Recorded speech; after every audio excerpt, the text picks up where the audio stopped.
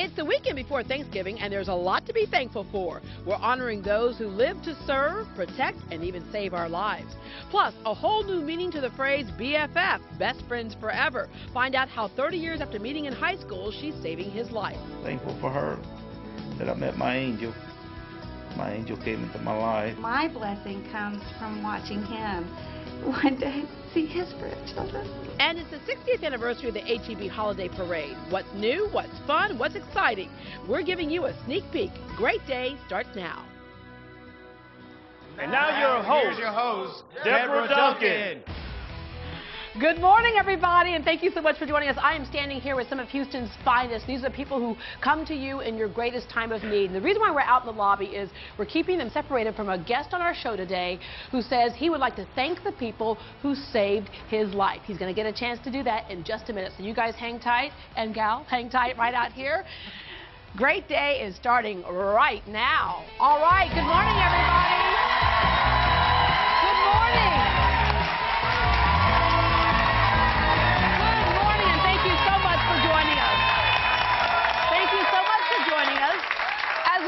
This season and talk about what we're thankful for. We want to thank that group of people in our community who's kind of out of sight, out of mind. You never really think about them until you might need them one day. And so out of curiosity, how many of you have ever needed emergency help before? You had to call 911. Yeah, weren't you glad they were there, huh? Okay. Well, dying was the furthest thing from Gary Rapp's mind when he went to work on August 14th, 2007. He never had any serious health problems before, but that day showed him how quickly things can change. He collapsed at work, and at that moment, the clock started ticking. With every passing second, his survival rate got smaller and smaller. He's here today to say thanks to the people who saved his life. Please welcome Gary Rapp to the show this morning. Good morning. Thank you. All right, so Gary, you got up that day like any other day and went into work, and at what moment did things start to change very rapidly? Well, just a little after 3:15 in the afternoon, I just finished a conversation with close co-worker Isaac Poppy and our company owner Mike Studi. I turned to walk back to my desk, and I don't even have any recollection. It happened so quickly. I just collapsed on the floor unconscious. Yeah. No warning. Had no idea no what was previous going on. Indications, nothing. Yeah, which lesson learned here is that you may think that you're healthy, but oftentimes something else is going on inside your body. There can be something you don't even know about. Yeah. That's what right. was it that was happening inside your body? Well, later, after a lot of investigation, they found that I have a rare condition that caused me to go into ventricular fibrillation. It wasn't because of arterial disease or anything. It was just a spasm of one of the arteries in my heart. And it turns out it's a very treatable condition with simple medications. If you know about it. If you know about Yeah. it. But of course, if you don't, you're in a cardiac death mode. Yeah, because your heart stopped. Instantly. It stopped.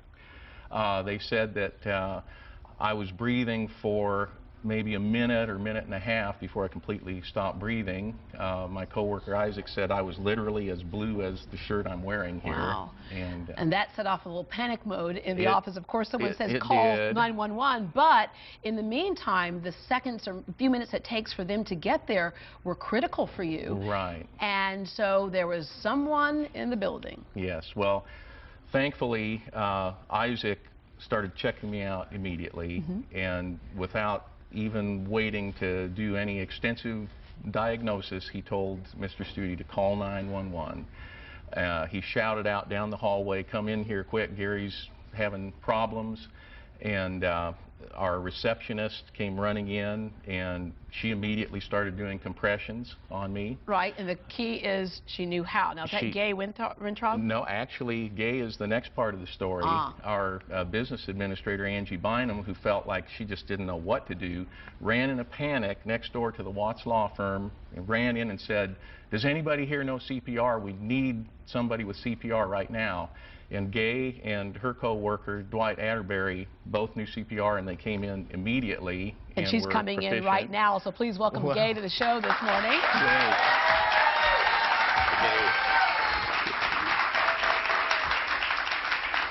All right, Gay, how many of you have been taught how to do CPR? How many of you have ever had to use it? Yeah, a few of you, yeah. All right, but it's a scary thing. I remember the first time that I had to actually use it, and you're stopping, you're looking, you're going, are you kidding me? Now I got to put it to action. And so for you, it was kind of that same moment of, wow, I can make the difference here. Right.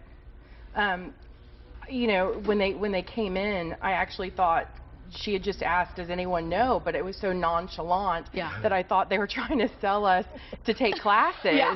And, you know, and I was like, well, I know it. And she said, please, please come quick. And so I went, and Gary, he had a bunch of coworkers surrounding him, but he didn't look good. And I knew that seconds mattered. Right. And just started working on him immediately. And it's almost like the time that you're working on him, that it was like time was stretched, it was prolonged. Oh, it feels like hours. Yeah. And it's really only a few minutes. Houston Fire Department responded so fast that it was only a few minutes that I worked on him, and Dwight came and had been told what was going on and started working on him as well. So yeah, and when you're doing that, what's going through your mind? I hope to God this person lives. Yeah. All right. You mentioned the fire department showed up. Now it's time to meet the emergency workers responsible for saving Gary's life. So please welcome everyone personally involved, members from the Houston Fire Department, first responders, EMTs, paramedics, and the 911 telecommunicator. Please welcome them to the show this morning.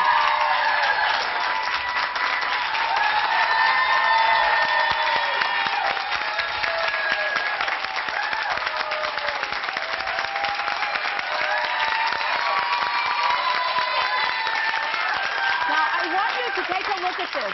I think a lot of times we think a couple of paramedics come up, they rush us to the hospital, and that's it. Well, this is the team that it took to save your life, and you wanted the chance to thank them, so we're going to give you a chance to do that right now. I'm so thankful. Thank you so much. I appreciate it. Thank you. Thanks a bunch. Great to see you. Thank you. Thank you. Thank you. We appreciate it. Thank you. And we have with us paramedic Captain Shelby Walker. And Captain Walker, this is a business that you choose to go into. Oftentimes someone will, you'll take them to the hospital and then you're left wondering how it all turned out. How important is it for you to be able to see how it all turned out? Extremely important. We intervene in people's lives, and oftentimes you wonder what happened to that individual after the event. And so this is definitely gratifying. Captain Joe Sanchez? Yes, ma'am.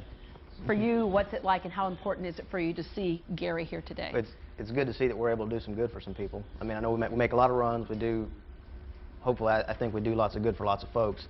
It's kind of a rarity to be able to see the person after it's over with and see that, you know, we did help somebody. Dr. David Purse, the EMS director, is with us as well. You know, they all come across they're so humble. But as I mentioned at the top of the show, out of sight, out of mind, a lot of us don't even think about these folks until we need them. What is it that you want us to know about this particular group of people? Because this is a job they choose, and it's not always a pleasant job. Yeah, you know, you're exactly right. We think of the firefighters, and I think stereotypically there's, TV sort of portrays them as a bunch of guys hanging out, playing dominoes, or joking around in the fire station. In reality, they're very busy. I mean, you ask any one of them, they're very humble, but they'll tell you they're running all day long, and there are emergencies occurring all the time, and they're everything. Use your imagination. These guys have been to it. And like they pointed out, you know, in these life and death situations, it's very intense. It's very stressful physically and emotionally, and they bring the patient to the hospital. They get handed off to the doctors. The doctors and the nurses are very focused on them. Our guys back off. They clean up their gear, they go back to the fire station. Yeah. Many times never to know. And then the patient, you know, their life for the next couple of weeks is all about doctors and intensive care units and the nurses and the insurance company and blah, blah, blah. Well, like Gary was unconscious. Yeah. Right, so right. he never knew about this whole group here. And so then when it's all over, they never, you know, sometimes they're kind of forgotten in the blur of everything. But, you know, if it isn't for the bystander CPR, the telecommunicator who takes the call, talks to people through the emergency, the firefighters who get there quickly, they know what to do, they get to business, that's when we get people like Gary. Yeah, and kind of explain, you say firefighters, and a lot of people are kind of confused. They go firefighters, they just think of the big red engine truck, right, and someone who fights fires. But there's all kinds of folks, emergency folks, kind of under that whole umbrella. Yeah, you know, here in Houston, we're really very fortunate. We've got a very sophisticated system that, again, you know, most people don't understand, and that's fine. But our firefighters, all of them are trained as EMTs. 500 of them are trained as paramedics, and they're constantly getting retrained and re-drilled to know, so they'll know what to do and be able to act quickly in those emergencies, which, you know, for any individual firefighter, they may go out on 100 calls. Well, 2 or 3 of them may be real emergencies. The rest of them are lesser emergencies. So they got to remain sharp, and it's not an easy task for them. Yeah. As a result of what happened to you, Gary, there are more people in the office that now know CPR? Yes, within a month after that incident, we all got CPR training. We got an automatic external defibrillator to keep in the office. our owner got one for his house and his 2 ranches, and they're all over the place. You started now. a ripple effect there.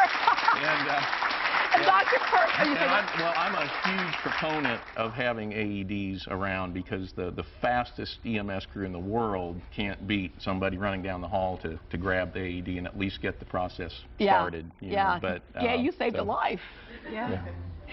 So, Dr. Peirce, how important is it, and can you tell us where can we get those CPR lessons? It doesn't take that long, but you could end up saving a life as well. Yeah, you know, and I think as Gabe pointed out, she probably never thought she'd ever use the CPR, but thank God she was trained and she was there. And we know that CPR in Houston as well as across the nation, it more than doubles somebody's chances of survival, and that is a solid fact that's repeated every year. So it more than doubles. And learning CPR is not difficult. People are sometimes intimidated by it, and you really shouldn't be. My 13-year-old daughter knows how to do it. It's very easy to do. The American Heart Association, the American Red Cross are 2 great places to go. Classes are going on all the time. You call the Heart Association, call the Red Cross, they'll get you hooked up. A lot of things that you're thankful for Gary, but the other thing is you got to see what you would not have seen if you passed away, the birth of 2 grandchildren. Right. Yes, we have 7 grandchildren, and 2 of them have been born since August 14th, 2007. And they got their grandpa. And in closing, I just wanted to, Captain Walker wanted to point out something here because we have another group of firefighters that are going to be on the show a little bit later on today, and you just wanted to point out that you are not the same as this particular group, and because, what is that particular group we're about to see a little bit later on? The firefighters that are on the calendar. Yes. And as I told you, I think any one of you could have been on the calendar as well. He goes, he said, I'm too old. Mature muscle looks good, trust me. All right. Thank you all very, very much. God bless you, and thank you for what you do. Thank you, Gary. Thank you, Gary. All right. Coming up, back in middle school, they were best friends, but by high school, they had gone their separate ways. 30 years later, fate made it possible for her to save her best friend's life, and they're both very thankful.